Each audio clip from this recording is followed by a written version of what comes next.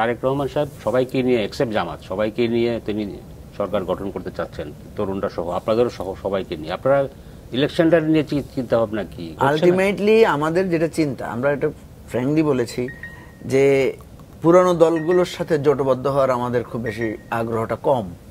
আমাদের আগ্রহটা হচ্ছে নতুন প্রজন্মের যে দলগুলো তৈরি, যেহেতু আমরা নিজেরাও নতুন এবং নতুন কনসেপ্টে যে সমস্ত দলগুলো আছে, এই দলগুলোকে নিয়ে একটা জোট করা যায় কিনা সেটা নিয়ে আমরা কিছু চিন্তা ভাবনা। তাহলে বিএনপির সঙ্গে না আপনারা? হ্যাঁ, বিএনপি বা জামাতকে বাইরে রেখে আমরা, বাট আলটিমেটলি যদি আমরা এটাকে নাম দিয়েছি সেন্ট্রিস্ট অ্যালায়েন্স, অথবা আমরা বলতে পারি জুলাই অভ্যুত্থানের আকাঙ্ক্ষা।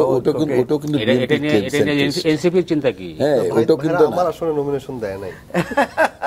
এনসিপি কি এই প্রক্রিয়ার মধ্যে? আমি কিন্তু একটু আগে বলেছি না, এটা আমি আপনাকে বলছি কনসেপচুয়াল ফর্ম, নট এটার কোনো এক্সিকিউটিভ। এনসিপি কি ভাবে?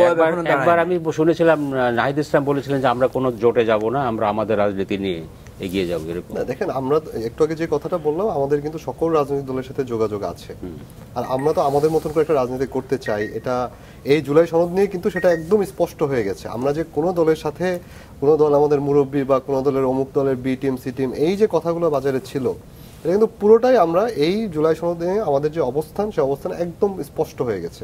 আমরা আমাদের রাজনীতিটা করতে চাই, সেই রাজনীতি করার জন্য যদি নির্বাচন তো অন্য খেলা, ওটা তো ভোটের খেলা যেহেতু, সেটা নিয়ে কি হতে পারে সেটা আমরা এখনই ভাবছি না। আমরা আমাদের মূল ফোকাসটা, আপনি দেখবেন যে আমরা হয়তো সামনেই জুলাই সনদ বাস্তবায়ন নিয়ে আমরা রাজপথে নামবো।